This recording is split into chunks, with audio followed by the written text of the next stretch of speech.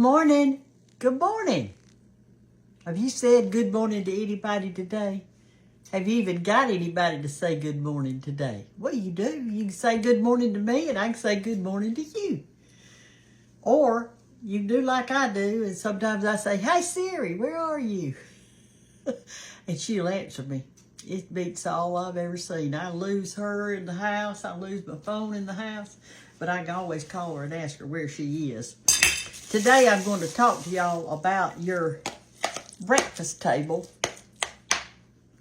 And so I'm going to do it while I'm doing my pies. Y'all see how sticky this dough is? This is several biscuits dough that I had left over.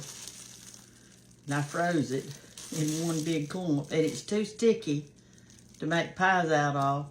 And you remember what I told you just to do when you have leftover biscuit dough? You add some white lily all-purpose flour to it to make it stiff. And you don't want it to bubble, be full. And so you just add that. I'm going to put it right here. And then I'm going to talk to y'all while I'm working it in, okay? I'm going to get me some flour out of here, out of my jar. What I like to do is sprinkle it a little bit on the actual plastic wrap and do like this a while and work it in, and that way I haven't got to touch it till it. But anyway, I want to talk to you about your breakfast table, and I'm going to tell you about mine when I was a little girl. I think I told it in my second book, because my second book was Linger Around the Table, y'all. And my son Dallas was the one that wrote the foreword for that. And he told about the kitchen table and how everybody liked to sit around the kitchen table in here in my kitchen. It's the hub of my house. It's right kind of in the center. And then I've got a den out that way and a little bitty room right here. I don't know what you call that. I got my buffet in it, some china cabinet. But over just a little bit, I've got my big dining room table. But everybody congregates right there at that table, right there. And I love it. And if you don't eat at a table, let's say you've got somebody else in the family with you, and y'all go in there every meal and eat in front of the TV, and you don't even talk to each other about your day or anything. Well, in my opinion, you need to. What's the use of having a table if you just get it? It's a catch-all. You put all your stuff on it. All right, let's see how this is. See, it's a lot stiffer now. See there?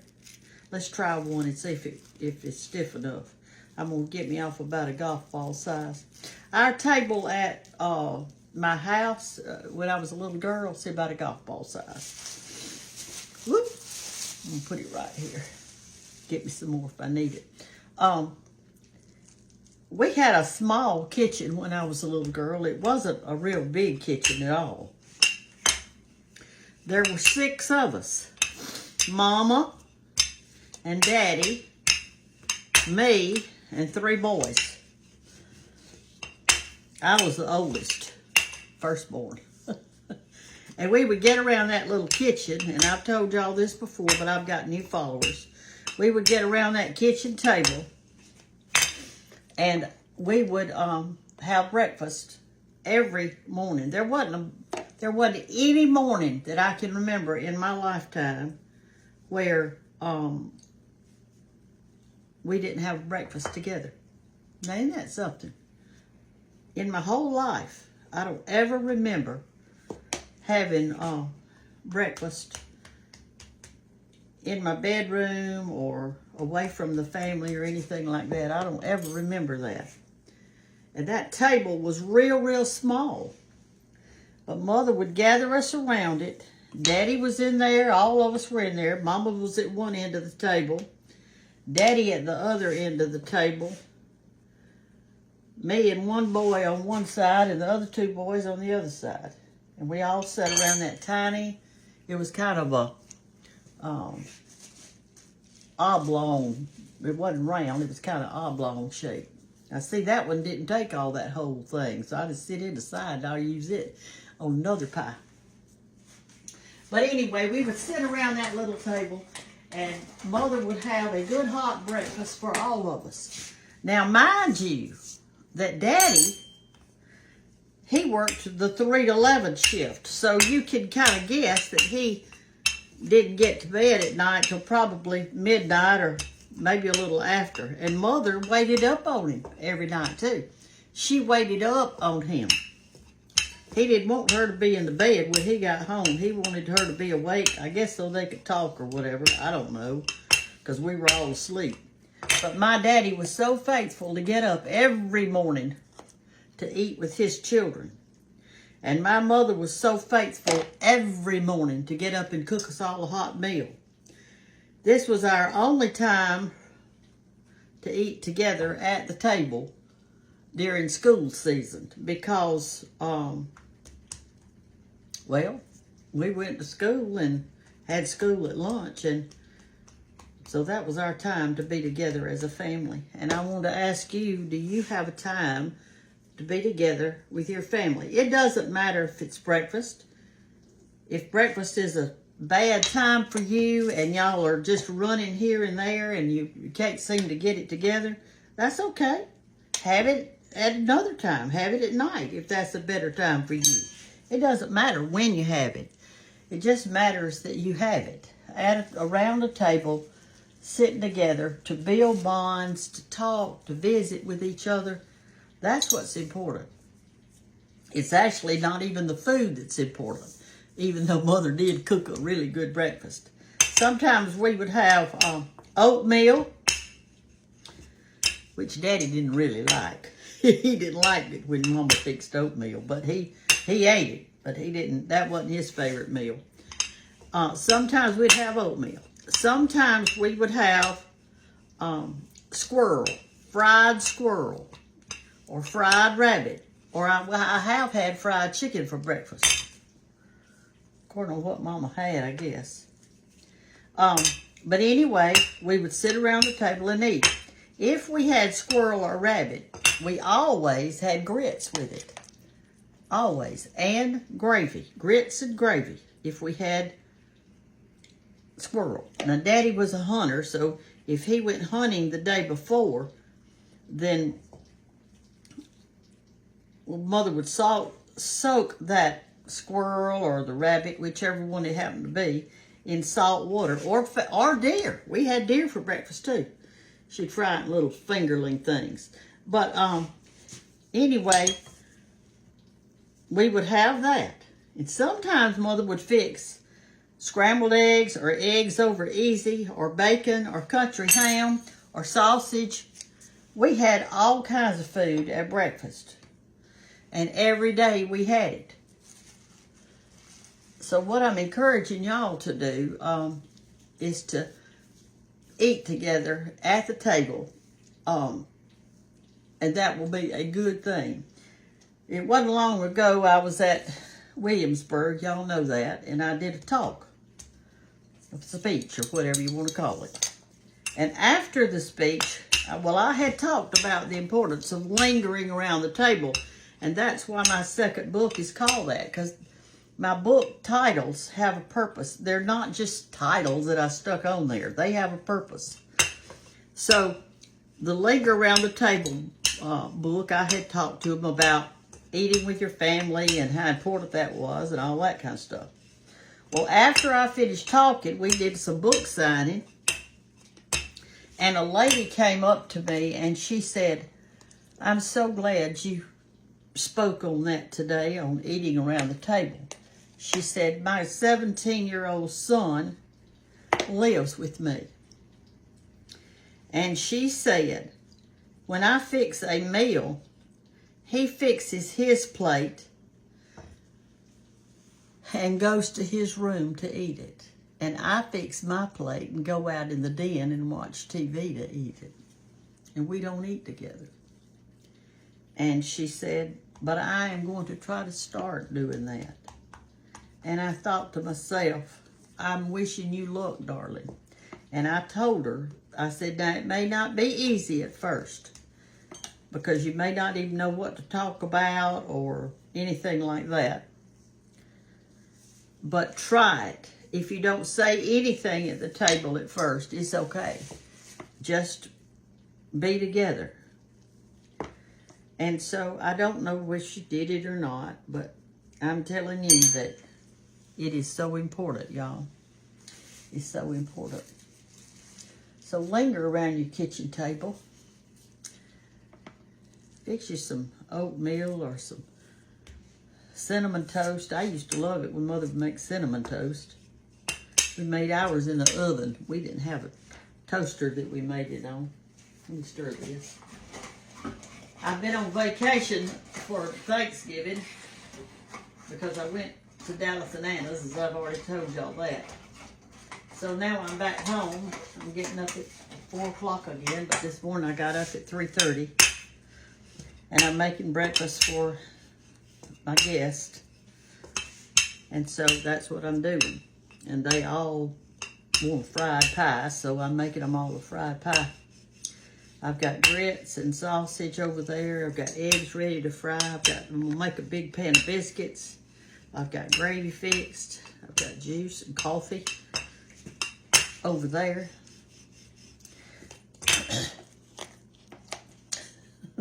So I've been up a long time. I surely have. I ate today for breakfast. I ate leftover biscuits from yesterday when I cooked that. I cooked a salmon patty. Or day before yesterday, whichever day it was. And I had a salmon patty and I had leftover biscuits with it this morning. I heated them up on broil in my oven. Biscuits don't heat up real good to me in a microwave. I actually don't like anything heated up in the microwave, but sometimes I have to do it. And I've got on plenty of clothes today. I'm nice and warm. Y'all see my pretty brooch. Let me see if I can't move this out of, there you go. See that? Isn't that pretty? That was given to me. It was sent to me. It's like a little Christmas brooch. It's like a flower or something. But I thought, well, I'm going to wear that today. And they sent me these earrings and that's all. Rest of the stuff. Oh, the apron. I got the apron. Isn't this cute? It's got poinsettias on it. I'm enjoying wearing my Christmas aprons. I think they're beautiful. Anyway, so that's what I'm doing this morning and making this. I've already made my, I guess I could go ahead and start frying some for you. Let me turn my grease on. We'll start frying them. Because I'm just about through. I'm not cooking but for 7 today. Don't have many to cook for today. This is apple pie filling. But around my kitchen table as a child, Mother would have to cook and do. And she'd have her plates warm. She'd have them warm. And she'd serve us our meal. We'd sit there at the table and eat, talk about school or whatever. Because we had to get through because we rode the bus to school. So we had to kind of eat and finish getting ready so we'd be good. If it was cold weather, Daddy had our school clothes hanging on the fire screen in front of the fire to try to get them warm for the day because it was so cold out there. 1, 2, 3, 4, 5, 6. Let me do one more and I'll be done. We'll cook them.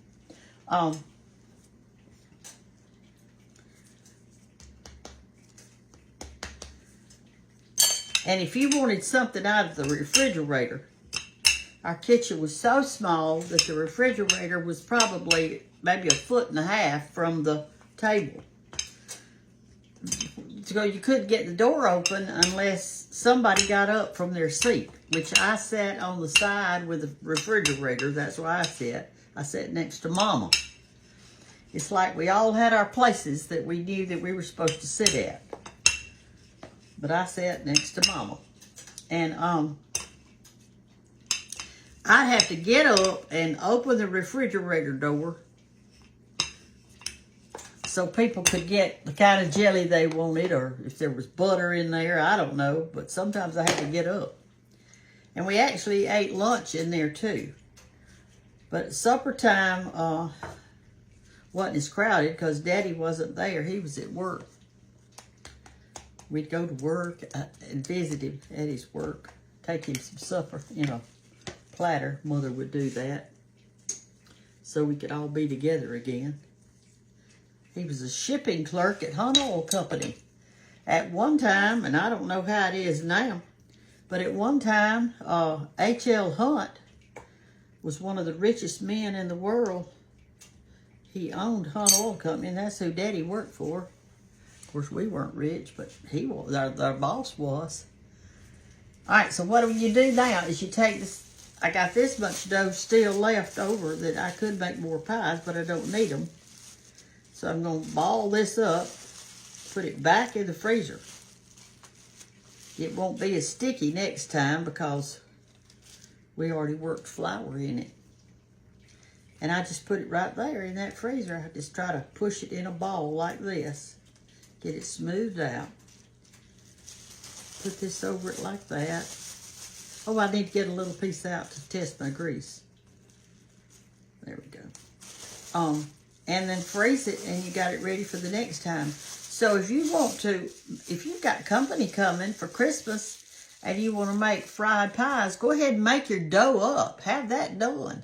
I'm using apple pie filling, and I crunch it up with this cruncher thing I've got over there. And so I've got that ready, so it's really nothing to do it. All right, let me move y'all over here. We'll fry them up real quick. It won't take but a second. Let me move you right here. I'm going to test my grease. This is how I test my grease. I drop some in. If it goes down, it comes right back up, and it did, then that means the grease is ready. So gently put your pies in there.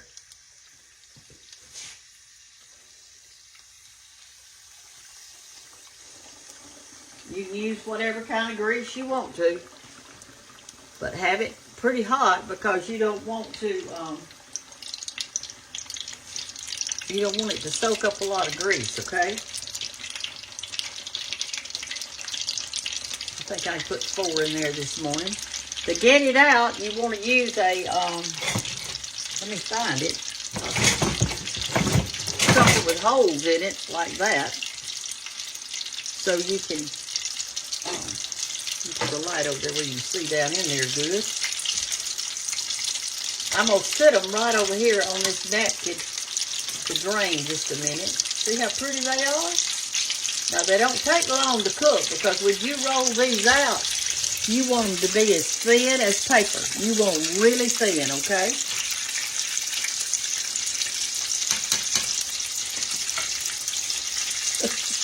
Or you want the fried pie right now?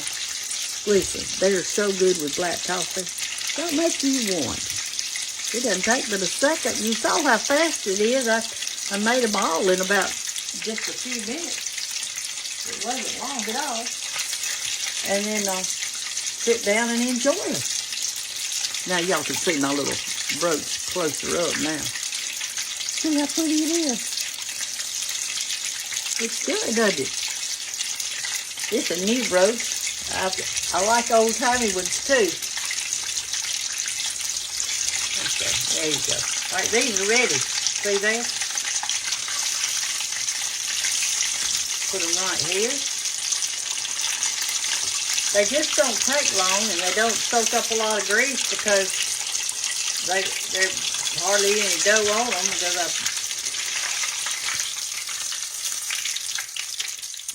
All right, let's do these other 3.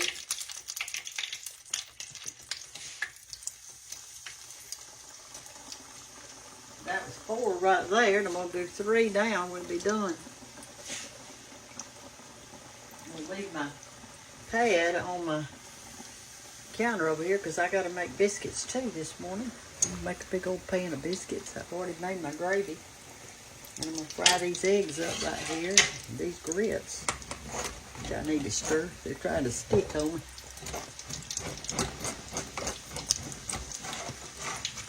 I'm going to put some cream cheese in them when they get good and done. Not done yet. All right, now that, and you want to use a hard spatula with a flat edge on it, a real hard one, stiff one, I guess you should say. The grits love to stick. All right, let's take these up or stir them around a minute. They're not quite ready. Let them go just another minute or two. All right, let's put our glaze on these. Here's how you do that. I mixed powdered sugar and a little water. Well, you got it like this. And all I'm going to do is go back and forth on it, like that, and put a little good stuff on it, and let it sit there. It's nice and warm. My plate's warm. Just sitting up here on the stove. Alright, it's time to take these others up. I think I'm going to put them right here. Turn your eye off. Let them drain just a minute before I put the glaze on it. Get all your grease off. Don't have it greasy.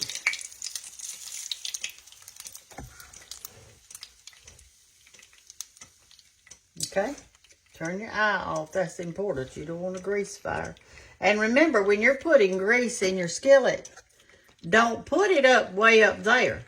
Because when you put your pies in, then the grease will come over because you got too much in it.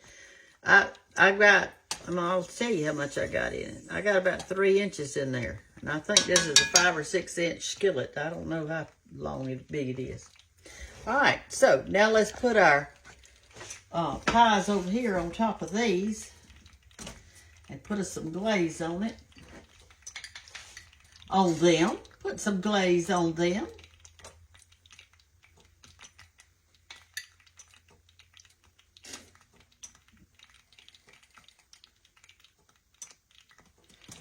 Boy, they look good, don't they?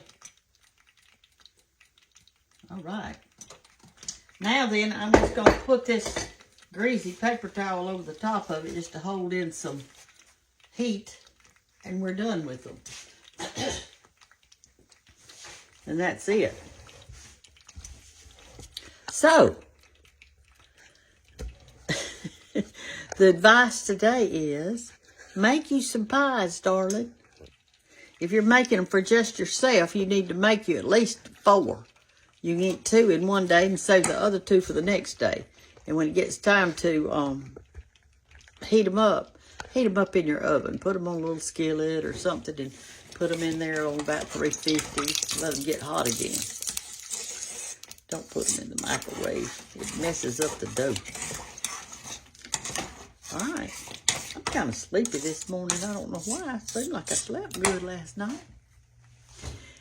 Sit around your table. If it's just you and your husband, sit at your table. And you put him at the head of the table and you sit right beside him so you can pat him if you need to. I wish I had my husband here to pat, and I wish he could pat me. But life goes on, and we're going to make it. All y'all people that have lost your loved ones, you're going to make it. Heaven's just one breath away. One breath away. Y'all have a wonderful day. Thank you for following me on Cooking with Brenda Gantt. If you want to know if you're at the real one, look up above this video. Look up right above it. And see if it says Cooking with Brenda Gantt, and then tap it.